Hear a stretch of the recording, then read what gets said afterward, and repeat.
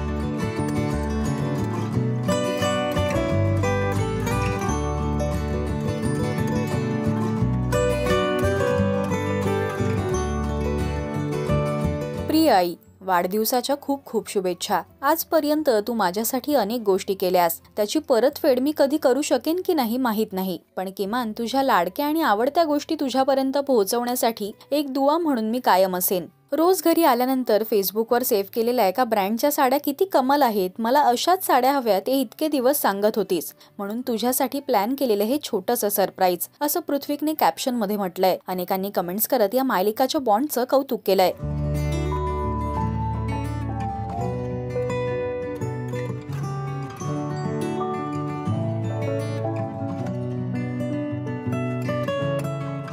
तुम्हाला पृथ्वीने आईला दिलेलं हे खास सरप्राईज कसं वाटलं हे आम्हाला कमेंट्स मधून नक्की सांगा। मराठी सिनेविश्वातील बातम्या, अपडेट्स आणि गॉसिपसाठी तुम्ही सबस्क्राईब करा राजश्री मराठी।